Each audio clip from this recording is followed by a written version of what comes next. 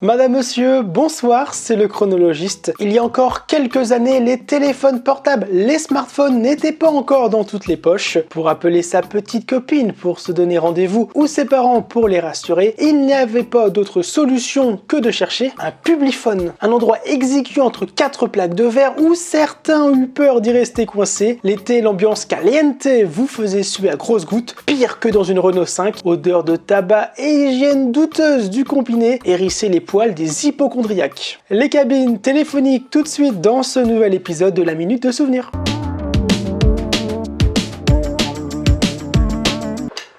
Lorsque l'on décrochait le combiné, il y avait un sens et un intérêt à joindre son correspondant. Le temps, c'est de l'argent, mais surtout de précieuses minutes de communication à ne pas gâcher, alors qu'aujourd'hui les messageries instantanées ont fait changer les mœurs. Mais avant tout, il fallait trouver une cabine téléphonique, et ça c'était plutôt simple il y a quelques années. Il suffisait de décoter assez de pièces pour éviter que la conversation ne se coupe. Sinon, tout simplement, tu avais aussi les appels PCV, l'appeler payé pour l'appelant. Pour parler de vive voix à son interlocuteur, un élément essentiel, composer un numéro de téléphone. Mais avouons-le, qui est capable de retenir ces séries de chiffres? Pas grand monde. C'est pourquoi les annuaires des PTT étaient aussi mis à disposition. Pour la petite histoire, les premières cabines font leur apparition à Paris en 1884. Il y en a aussi dans les grandes villes du pays. Elles sont d'abord présentes dans les bureaux de poste et dans les bâtiments de la Société Générale des Téléphones, renommée plus tard Alcatel. Aujourd'hui, la plupart ont fini à la casse. Selon Orange, en 97, on pouvait en trouver encore 300 000. En 2021, il n'en restait plus que 26 dans les zones sans couverture mobile. Certaines sont encore en place, mais détrompez-vous, elles ont été recyclées en boîte à livres. Ailleurs, elles sont conservées pour des raisons pratiques ou car elles font partie du patrimoine. Au Royaume-Uni, on les retrouve dans les zones rurales,